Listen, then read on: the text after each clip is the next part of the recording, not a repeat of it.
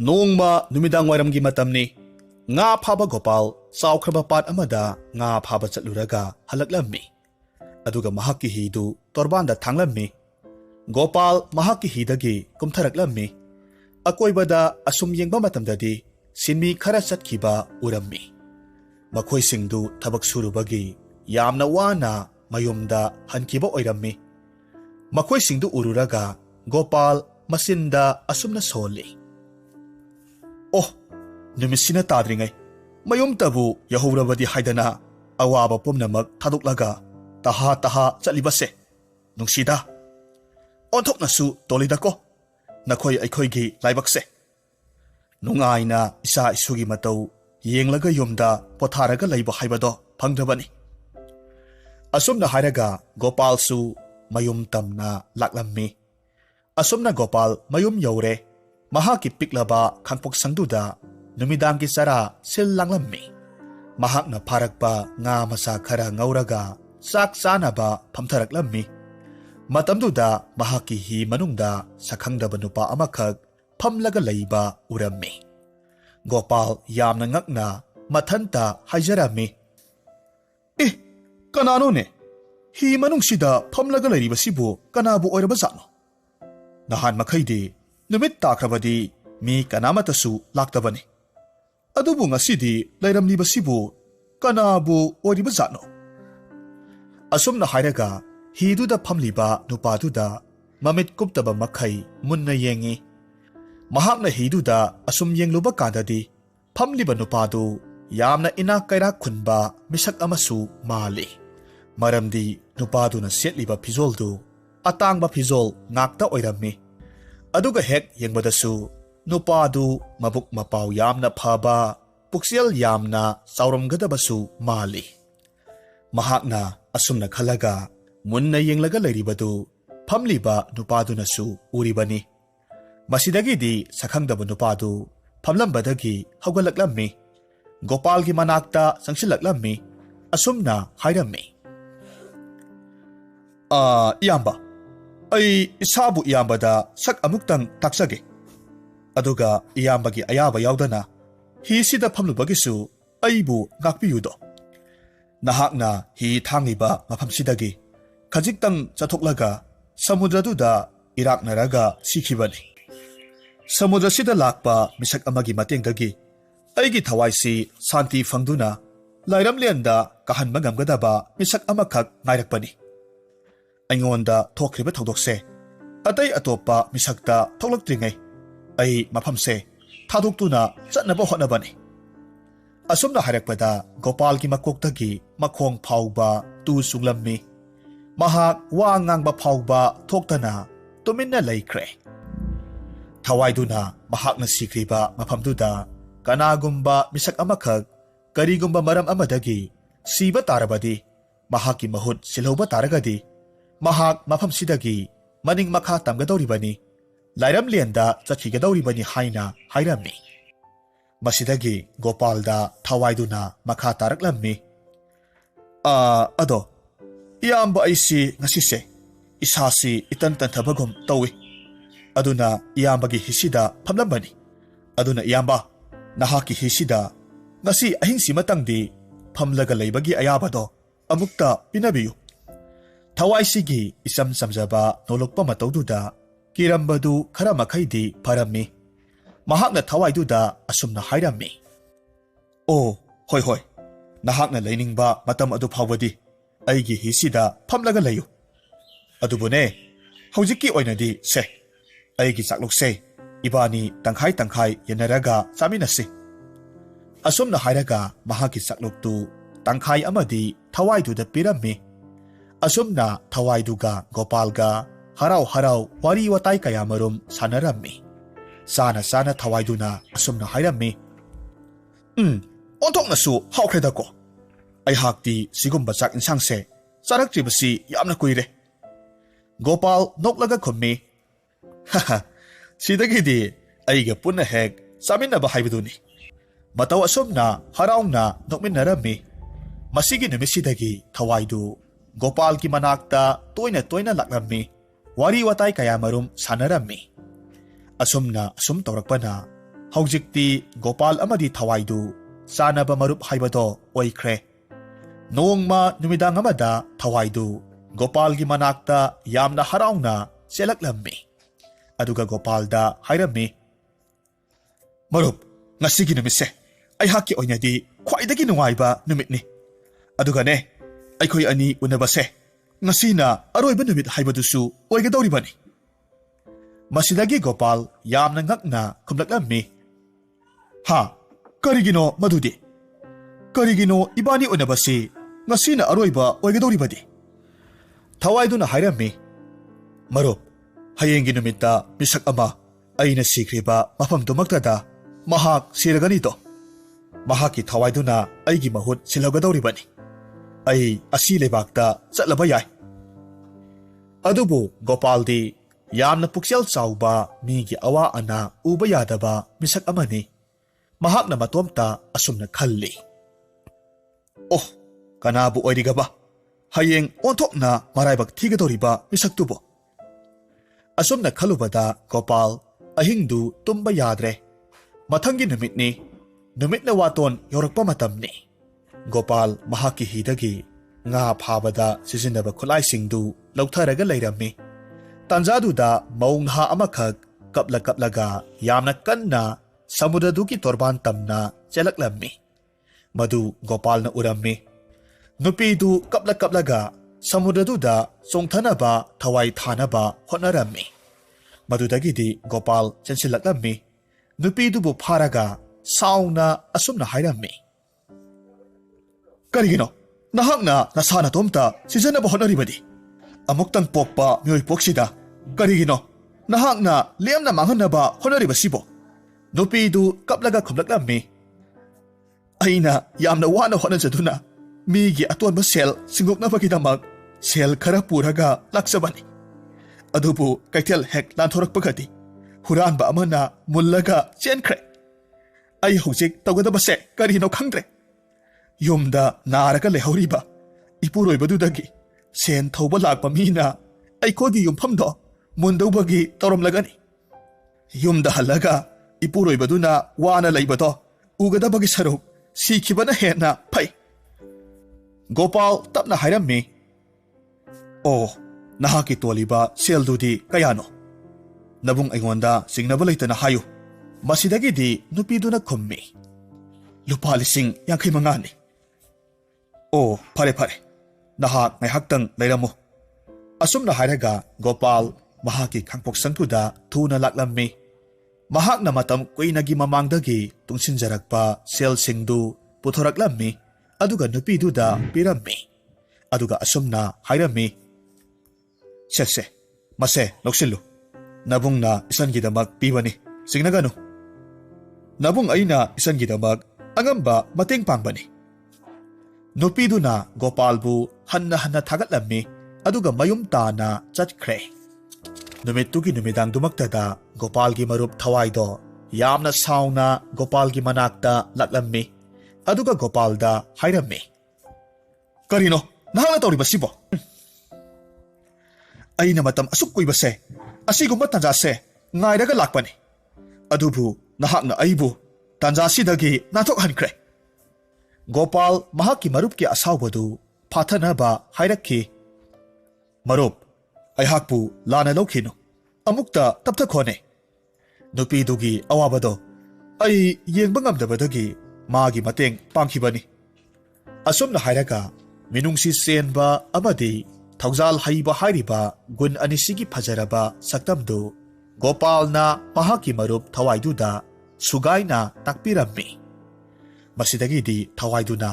ꯒꯣꯄꯥꯜꯗ ꯍꯥꯏꯔꯝꯃꯤ, ꯃꯔꯨꯞ, ꯑꯩ ꯌꯥꯝꯅ ꯂꯥꯟꯈ꯭ꯔꯦ꯫ ꯑꯩꯕꯨ ꯑꯃꯨꯛꯇ ꯉꯥꯛꯄꯤꯌꯨ꯫ ꯉꯁꯤ ꯍꯥꯏꯕ ꯅꯨꯃꯤꯠꯁꯤꯗ ꯑꯩꯅ ꯋꯥꯁꯛꯇꯨꯅ ꯍꯥꯏꯔꯤꯕꯁꯤꯅꯤ, ꯑꯩꯍꯥꯛꯀꯤ ꯊꯋꯥꯏꯁꯤꯅ ꯏꯅꯤꯡꯇꯝꯕ ꯐꯪꯅꯕꯒꯤꯗꯃꯛ ꯀꯅꯥꯒꯨꯝꯕ ꯃꯤꯁꯛ ꯑꯃꯠꯇꯕꯨ ꯑꯋꯥꯕ ꯄꯤꯕ ꯅꯠꯇ꯭ꯔꯒꯅ ꯃꯍꯥꯛꯀꯤ ꯊꯋꯥꯏꯗꯨꯕꯨ ꯑꯩꯒꯤ ꯃꯍꯨꯠ ꯁꯤꯟꯅꯕ ꯍꯣꯠꯅꯕꯁꯦ ꯑꯃꯨꯛ ꯍꯟꯅ ꯇꯧꯈ꯭ꯔꯔꯣꯏ꯫ ꯋꯥꯁꯤ ꯇꯥꯕꯗ ꯒꯣꯄꯥꯜ ꯍꯔꯥꯎꯖꯔꯝꯃꯤ꯫ ꯑꯁꯨꯝꯅ ꯃꯇꯝ ꯈꯔꯗꯤ ꯍꯧꯈ꯭ꯔꯦ꯫ ꯊꯋꯥꯏꯗꯨꯅ ꯂꯩꯔꯤꯕ ꯃꯐꯝꯗꯨꯗ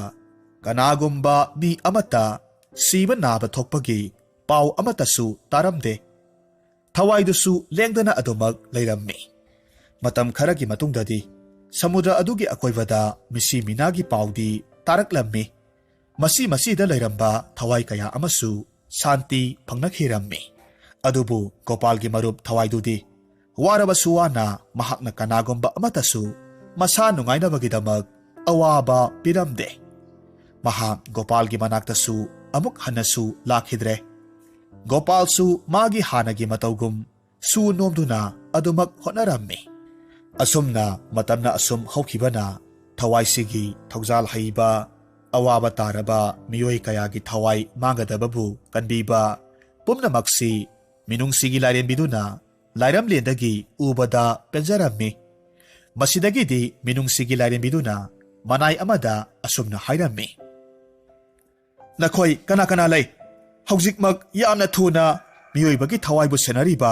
ꯊꯋꯥꯏ ꯂꯥꯛꯄꯗꯣ ꯑꯃꯨꯛꯇ ꯑꯩꯒꯤ ꯏꯅꯥꯛꯁꯤꯗ ꯀꯧꯔꯛꯀꯗꯕꯅꯤ." ꯃꯁꯤꯗꯒꯤꯗꯤ ꯃꯅꯥꯏ ꯑꯃꯅ ꯊꯋꯥꯏ ꯂꯥꯛꯄꯕꯨ ꯀꯧꯔꯛꯂꯝꯃꯤ꯫ ꯊꯋꯥꯏ ꯂꯥꯛꯄꯅ ꯃꯤꯅꯨꯡꯁꯤꯒꯤ ꯂꯥꯏꯔꯦꯝꯕꯤꯗ ꯑꯁꯨꯝꯅ ꯍꯥꯏꯔꯝꯃꯤ, "ꯏꯃꯥ ꯂꯥꯏꯔꯦꯝꯕꯤ, ꯅꯅꯥꯏ ꯊꯋꯥꯏ ꯂꯥꯛꯄ ꯑꯩꯕꯨ ꯀꯧꯕꯤꯕꯕꯨ ꯀꯔꯤ ꯀꯔꯝꯕ ꯊꯧꯒꯥꯏ ꯂꯩꯕꯤꯔꯕꯒꯦ? ꯌꯦꯡꯉꯣꯏ ꯊꯋꯥꯏ ꯂꯥꯛꯄ, ꯇꯥꯏꯕꯪ ꯃꯥꯂꯦꯝꯁꯤꯗ ꯊꯋꯥꯏ ꯑꯃꯈꯛ ꯁꯃꯨꯗ꯭ꯔꯒꯤ ꯇꯣꯔꯕꯥꯟꯁꯤꯗ ꯂꯩꯔꯤꯕꯁꯦ ꯏꯃꯥꯅ ꯃꯍꯥꯛꯀꯤ ꯃꯇꯧꯁꯦ ꯌꯦꯡꯕꯗ ꯄꯦꯜꯂꯦ꯫ ꯑꯗꯨꯅ ꯃꯍꯥꯛꯄꯨ ꯁꯥꯟꯇꯤ ꯐꯪꯍꯟꯗꯨꯅ ꯇꯥꯏꯕꯪ ꯃꯤ ꯑꯣꯏꯅ ꯑꯃꯨꯛ ꯍꯟꯅ ꯑꯣꯜꯍꯜꯂꯨꯔꯣ." "ꯏꯃꯥ ꯂꯥꯏꯔꯦꯝꯕꯤ, ꯅꯅꯥꯏ ꯑꯩꯕꯨ ꯑꯃꯨꯛꯇ ꯉꯥꯛꯄꯤꯌꯨ꯫ ꯊꯋꯥꯏ ꯑꯁꯤꯗꯤ ꯆꯍꯤ ꯃꯁꯤꯡ ꯌꯥꯝꯁꯤꯜꯂꯛꯂꯦ꯫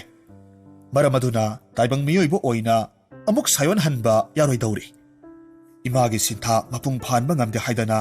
ꯅꯅꯥꯏ ꯑꯩꯍꯥꯛꯄꯨ ꯋꯥꯔꯧꯕꯤꯒꯅꯨ." "ꯍꯥ, ꯀꯔꯤ ꯍꯥꯏꯕ? ꯇꯥꯏꯕꯪ ꯃꯤꯑꯣꯏꯕ ꯑꯣꯏꯅ ꯁꯥꯌꯣꯟꯕ ꯌꯥꯔꯣꯏ ꯍꯥꯏꯕ?" "ꯑꯗꯨꯕꯨ ꯊꯋꯥꯏꯁꯤꯗꯤ ꯑꯁꯨꯝꯅ ꯂꯩꯍꯟꯕꯁꯤꯗꯤ ꯑꯩ ꯄꯥꯝꯗꯦ꯫ ꯑꯗꯨꯅ ꯃꯍꯥꯛꯁꯦ ꯉꯁꯤ ꯍꯥꯏꯕ ꯅꯨꯃꯤꯠꯁꯤꯗꯒꯤ ꯃꯍꯥꯛꯅ ꯂꯩꯔꯤꯕ ꯃꯐꯝꯁꯤꯗ ꯑꯊꯣꯏꯕ ꯂꯥꯏ ꯑꯃꯒꯨꯝꯅ ꯄꯥꯜꯍꯜꯂꯒꯦ." ꯑꯁꯨꯝꯅ ꯃꯤꯅꯨꯡꯁꯤ ꯂꯥꯏꯔꯦꯝꯕꯤ ꯑꯃꯗꯤ ꯊꯋꯥꯏ ꯂꯥꯛꯄꯅ ꯋꯥꯔꯤ ꯁꯥꯅꯔꯝꯃꯤ꯫ ꯒꯣꯄꯥꯜꯒꯤ ꯃꯔꯨꯞ ꯊꯋꯥꯏꯗꯨꯕꯨ ꯃꯐꯝꯗꯨꯒꯤ ꯑꯊꯣꯏꯕ ꯂꯥꯏ ꯑꯃ ꯑꯣꯏꯅ ꯑꯣꯜꯍꯟꯈꯤ꯫ ꯀꯅꯥꯒꯨꯝꯕ ꯑꯋꯥ ꯑꯅꯥ ꯇꯥꯔꯕ ꯃꯤꯑꯣꯏꯁꯤꯡꯅ ꯃꯍꯥꯛꯄꯨ ꯃꯊꯃꯣꯏꯗ ꯆꯦꯠꯅ ꯊꯧꯅꯤꯖꯔꯕꯗꯤ ꯃꯍꯥꯛꯀꯤ ꯑꯋꯥꯕꯗꯨ ꯀꯣꯛꯍꯟꯕꯤꯔꯝꯃꯤ꯫ ꯑꯁꯨꯝꯅ ꯃꯍꯥꯛꯄꯨ ꯃꯐꯝꯁꯤꯒꯤ ꯃꯤꯌꯥꯝꯅ ꯇꯥꯏꯕꯪꯒꯤ ꯑꯋꯥꯕ ꯀꯣꯛꯄꯤꯕ, ꯑꯃꯝꯕꯕꯨ ꯉꯥꯜꯍꯟꯕꯤꯕ, ꯃꯥꯡꯒꯗꯧꯔꯕ ꯊꯋꯥꯏꯕꯨ ꯑꯁꯤ ꯂꯩꯕꯥꯛꯇꯒꯤ ꯀꯟꯕꯤꯕ ꯉꯝꯕ ꯂꯥꯏꯅꯤ ꯍꯥꯏꯅ ꯂꯧꯅꯈꯤ꯫ ꯃꯤꯌꯥꯝꯅ ꯃꯍꯥꯛꯀꯤꯗꯃꯛ ꯆꯥꯎꯔꯕ ꯂꯥꯏꯁꯪ ꯑꯃꯈꯛ ꯁꯥꯔꯝꯃꯤ꯫ ꯏꯔꯥꯠ ꯊꯧꯅꯤ ꯀꯌꯥꯁꯨ ꯇꯧꯅꯔꯝꯃꯤ꯫ ꯂꯥꯏꯁꯪꯗꯨꯒꯤ ꯃꯅꯨꯡꯗ ꯐꯖꯔꯕ ꯃꯒꯨꯟ ꯂꯩꯔꯕ ꯃꯤꯇꯝ ꯀꯌꯥꯃꯔꯨꯝ ꯁꯥꯔꯒ ꯈꯤꯜꯂꯝꯃꯤ꯫ ꯃꯈꯣꯏꯁꯤꯡꯁꯤꯒꯤ ꯃꯔꯛꯇ ꯁꯅꯥꯅ ꯁꯥꯕ ꯊꯋꯥꯏꯗꯨꯒꯤ ꯃꯤꯇꯝ ꯑꯃꯁꯨ ꯌꯥꯎꯔꯝꯃꯤ꯫ ꯑꯗꯨꯕꯨ ꯃꯤꯇꯝꯗꯨꯗꯤ ꯑꯉꯥꯡꯕ ꯃꯆꯨꯒꯤ ꯐꯤ ꯑꯃꯅ ꯀꯨꯞꯁꯤꯜꯂꯤ꯫ ꯇꯣꯉꯥꯟꯅ ꯊꯝꯗꯨꯅ ꯃꯤꯌꯥꯝꯅ ꯏꯔꯥꯠꯅꯩ꯫ ꯑꯁꯨꯝꯅ ꯃꯇꯝ ꯈꯔꯗꯤ ꯂꯥꯏꯁꯪꯗꯨ ꯌꯥꯝꯅ ꯏꯪꯅ ꯆꯤꯛꯅ ꯂꯩꯔꯝꯃꯤ꯫ ꯅꯣꯡꯃꯒꯤ ꯅꯨꯃꯤꯗꯥꯡ ꯋꯥꯏꯔꯝ ꯑꯃꯗ ꯌꯥꯝꯅ ꯑꯍꯧꯕ ꯈꯣꯟꯖꯦꯜ ꯑꯃꯗ ꯈꯣꯡꯊꯥꯡ ꯌꯥꯝꯅ ꯊꯨꯅ ꯊꯥꯡꯕꯒꯤ ꯃꯈꯣꯜ ꯇꯥꯔꯛꯈꯤ꯫ ꯈꯣꯡꯊꯥꯡꯒꯤ ꯃꯈꯣꯜꯅ ꯂꯥꯏꯁꯪꯒꯤ ꯑꯆꯤꯛꯄꯗꯣ ꯑꯀꯥꯏꯕ ꯄꯤꯔꯝꯃꯤ꯫ ꯅꯨꯄꯥ ꯅꯍꯥ ꯑꯅꯤꯈꯛ ꯌꯥꯝꯅ ꯊꯨꯅ ꯆꯪꯁꯤꯜꯂꯛꯂꯝꯃꯤ꯫ ꯂꯥꯏꯁꯪꯒꯤ ꯊꯣꯡꯖꯥꯎꯗꯨ ꯇꯥꯅ ꯆꯪꯁꯤꯜꯂꯛꯈꯤ꯫ ꯅꯨꯄꯥ ꯑꯃꯗꯤ ꯃꯍꯥꯛꯀꯤ ꯃꯥꯏꯊꯣꯡꯗ ꯌꯥꯝꯅ ꯍꯔꯥꯎꯕꯒꯤ ꯃꯃꯤ ꯇꯥꯔꯝꯃꯤ꯫ ꯑꯗꯨꯒ ꯃꯈꯨꯠꯇ ꯌꯦꯟꯕꯥ ꯑꯃꯈꯛ ꯄꯥꯏꯔꯒ ꯂꯥꯏꯗ ꯀꯠꯅꯕꯅꯤ ꯍꯥꯏꯗꯅ ꯄꯨꯔꯛꯂꯝꯃꯤ꯫ ꯂꯥꯛꯂꯤꯕ ꯅꯍꯥ ꯑꯅꯤꯒꯤ ꯃꯇꯧꯗꯨꯗ ꯂꯥꯏꯁꯪ ꯁꯦꯟꯅꯕ ꯂꯥꯏ ꯁꯦꯟꯅꯕꯗꯨ ꯏꯉꯛ ꯉꯛꯅ ꯃꯈꯣꯏ ꯑꯅꯤꯗ ꯌꯦꯡꯂꯝꯃꯤ꯫ ꯇꯥꯟꯖꯥꯁꯤꯗ ꯅꯨꯄꯥꯗꯨꯅ ꯃꯍꯥꯛꯀꯤ ꯐꯨꯔꯤꯠ ꯈꯥꯎꯗꯒꯤ ꯆꯦ ꯑꯃꯈꯛ ꯄꯨꯊꯣꯔꯛꯂꯝꯃꯤ꯫ ꯂꯩꯔꯤꯕ ꯃꯤꯇꯝ ꯑꯃꯗꯤ ꯂꯥꯏ ꯁꯦꯟꯅꯕꯗꯨꯒꯤ ꯃꯃꯥꯡꯗ ꯄꯥꯕ ꯍꯧꯔꯛꯈꯤ꯫ "ꯍꯦ ꯑꯊꯣꯏꯕ ꯃꯄꯨ ꯏꯕꯨꯡꯉꯣ ꯑꯃꯗꯤ ꯑꯊꯣꯏꯕ ꯏꯕꯨꯡꯉꯣ, ꯄꯨꯝꯅꯃꯛ ꯇꯥꯕꯤꯌꯨ꯫ ꯂꯥꯛꯆꯔꯤꯕ ꯅꯅꯥꯏ ꯑꯩꯈꯣꯏ ꯑꯅꯤꯁꯦ ꯂꯩꯕꯥꯛ ꯑꯁꯤꯗ ꯂꯩꯔꯤꯕ ꯀꯩꯊꯦꯜꯁꯤꯒꯤ ꯄꯣꯠꯐꯝ ꯑꯃꯗ ꯄꯣꯠ ꯆꯩ ꯇꯝꯊꯣꯛ ꯇꯝꯁꯤꯟ ꯇꯧꯅꯕꯒꯤꯗꯃꯛ ꯊꯕꯛ ꯌꯥꯎꯖꯕꯅꯤ꯫ ꯑꯗꯨꯕꯨ ꯉꯔꯥꯡꯒꯤ ꯅꯨꯃꯤꯠꯇ ꯏꯅꯥꯛ ꯈꯨꯟꯕ ꯅꯨꯄꯤ ꯑꯃꯈꯛ ꯑꯩꯈꯣꯏꯒꯤ ꯄꯣꯠꯐꯝꯗꯨꯗꯒꯤ ꯄꯣꯠ ꯀꯌꯥꯃꯔꯨꯝ ꯂꯩꯔꯒ ꯆꯠꯈꯤ꯫ ꯄꯣꯠꯁꯤꯡꯗꯣ ꯌꯥꯝꯃꯟꯈꯤꯕꯅ ꯃꯗꯨꯒꯤ ꯃꯃꯜ ꯄꯤꯔꯝꯕ ꯃꯇꯝꯗ ꯑꯩꯈꯣꯏꯒꯤ ꯄꯣꯠꯐꯝ ꯃꯄꯨꯗꯨꯗ ꯅꯨꯄꯤꯗꯨꯒꯤ ꯂꯨꯄꯥ 100 ꯍꯦꯟꯖꯤꯟꯗꯨꯅ ꯂꯩꯍꯧꯔꯦ꯫ ꯑꯩꯈꯣꯏꯒꯤ ꯄꯣꯠꯐꯝ ꯃꯄꯨꯗꯨꯅ ꯃꯗꯨꯗꯤ ꯃꯍꯥꯛꯀꯤ ꯗꯥꯎ ꯌꯥꯕꯅꯤ ꯍꯥꯏꯗꯨꯅ ꯁꯦꯜꯗꯣ mahakna cheksinna mahaki nupi phawba khanghanda lotlaga thamkhibani adubu ngasi nong ngalakpa matamdadi seldo yauramdre hairi aduga nanai aikhoi ani ki marakta amana seldo huralamgani haiduna iral sibire aduna masibu mapu nahakna amukta wayal tawbiyu lanjadaba misak adubuna tekta kaidana thambiyu seldubu huraliba misaktudi chairak phanganbiyu asumna hairaga khurumjarami tawriba mawongsi auba misingna nungaitaba haibadu oirammi nupaduna makha tana mahaki awabasi kokhanbiro aduga mara laiba midu puthokpiraga chairak pibiyu haidana hanjin hanjin haijarammi aduga makha tana asumna hairammi he mapu ibungo sel huraliba misaktugi pulsido awabatana masaruk oisanu mahakna tawruba thabak khudingmak yatkhai thingaibata ohenbiyu aduna mahaki mama mapabasu punna sihenbikhro aduga mahak naitom taba pusi ama haibado ohenbiyu aina pujarakliba yanbase ibungo nahaki nafamda thangna kaktuna hat pamikuptuda mara laiba misaktu makhal kayagi lainana naduna sibu oisanu sakniba makhong soinaiba ama ohenbiraga lambida mingondagi sel niraga saba ohenbiyu aduga mara lairaba mahakpu misi thina sihenbiyu noroki lambida phatraba layam amana mahakpu otpa ohenbiyu asumna makhal makhal kayagi sap phanganbiyu haina nupaduna haijarammi masidagidi nupaduna athoba thang amakhak puthoraklammi laisangdugi mamangduda yendugi mangakto kaklaga halammi yenba adu masaga makoka tongan tarabaduda masadu prang khaplammi aduga yendudagi sentharakliba ikhengduna laisangduda apikpa igi oiba turel masa amagum sentharaklammi madudagidi laimaida taraga lairiba makok yaudraba yendu lai senabaduna mai thadoklammi ut olhalammi asumna tawrubadi makoina laida kachariba posingdu mapu mahaki mafamda yaukrabani haina khanarammi adubu tilliba miyam adunadi wa karisungangda tuminna adumak yenglaga lairiba nupaduda yengnarammi aduga mahakna soidanamak seldo huralamgani haina khanarammi ngasaidagi nupa amana ngangliba mayamdu tumin lairiba nupadudi soidanamak phangkragani haina khanarammi adubu asumbana kana aranbana kana haibasi kanamatasu khangbanate miyamdu ngaiba yaba ngairabasu nupa animak karimata tawraktabaduda tumin mayum hanakre asumna matam kharadi haukre nupa aniduna laigi mafamda wakatlamliba wafamdu lairamlenda lai kayamarumna onsinaraga tanarammi lai amana asumna hairammi tenbiriba lai pumnamak nupa masa anisina thangkatlamliba wafamse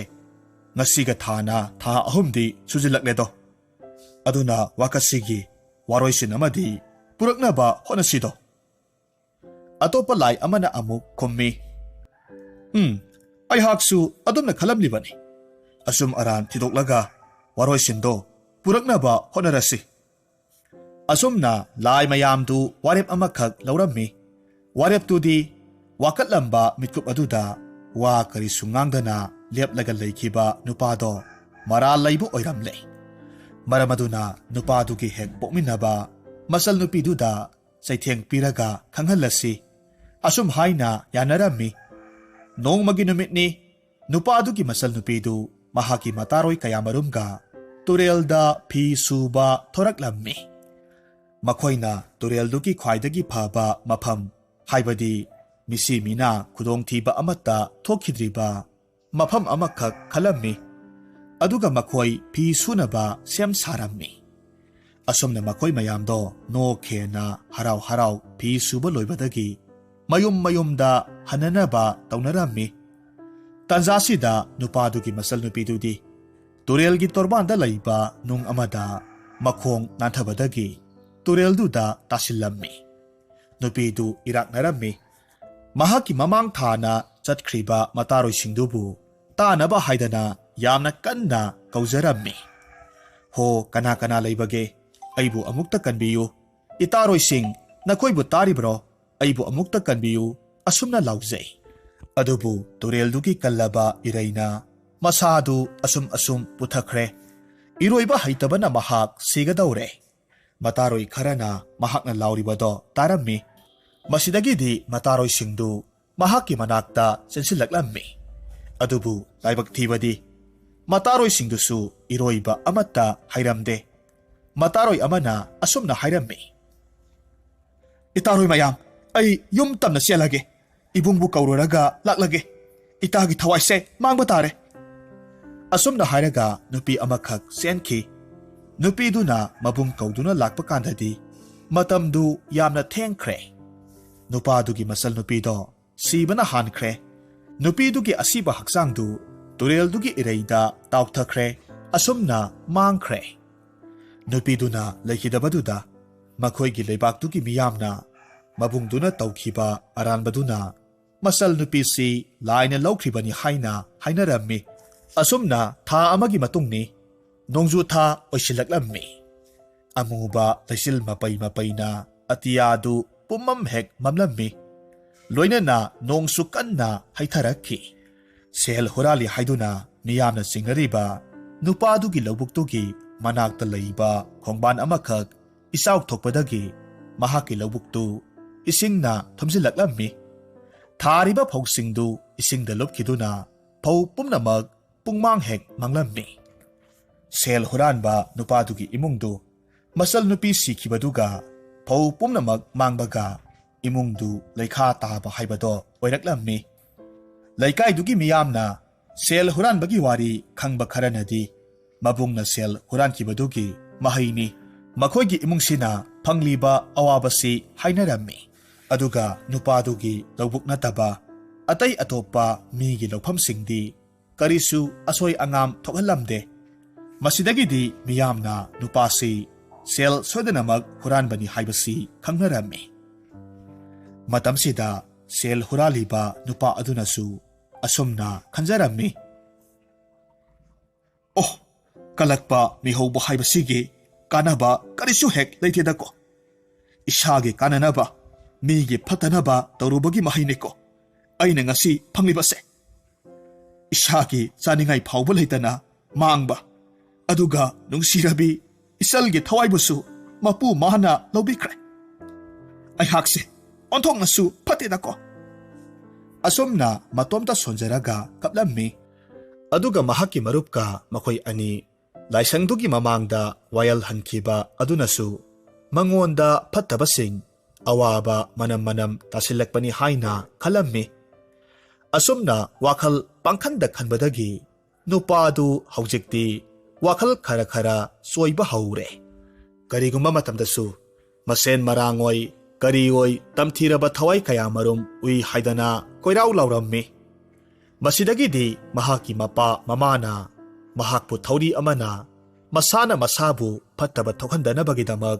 ngangthoknabani haiduna punsillammi mahaki oirakliba phibamsida miyamna hainai mahakna tawjaruba adugidamak laina mahakpu laurunabagidamag thawai lakpabu tharaklibani haiduna hainarammi nupadugi mapadudi masagi matawdo yengba ngamdre ayamba matamda kaplammi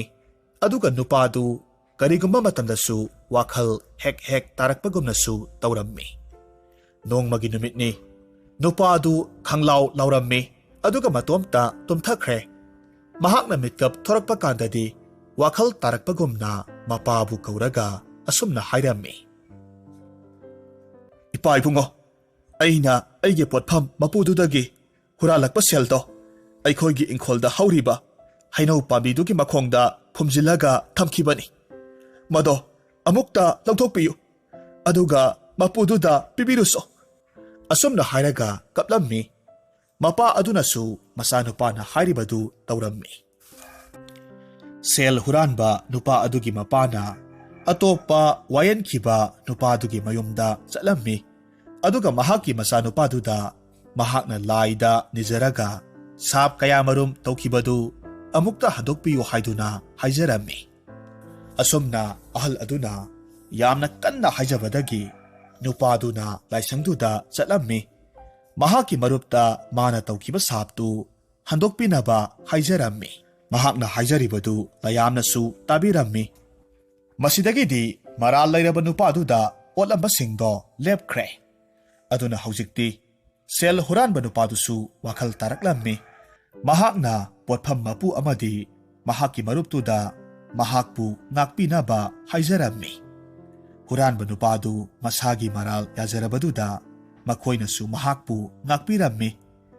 ꯑꯁꯨꯝꯅ ꯍꯧꯖꯤꯛꯇꯤ ꯃꯐꯝꯗꯣ ꯏꯪꯅ ꯆꯤꯛꯅ ꯂꯩꯈ꯭ꯔꯦ꯫ ꯇꯧꯔꯤꯕ ꯊꯧꯑꯣꯡꯁꯤꯅ ꯍꯨꯔꯥꯟꯕ ꯅꯨꯄꯥꯗꯨ ꯃꯄꯨꯟꯁꯤꯗ ꯀꯥꯎꯕ ꯉꯝꯂꯔꯣꯏꯗꯕ ꯄꯔꯥ ꯑꯃꯈꯛ ꯇꯥꯛꯄꯤꯈ꯭ꯔꯦ꯫ ꯊꯣꯛꯈ꯭ꯔꯤꯕ ꯊꯧꯗꯣꯛ ꯑꯁꯤꯅ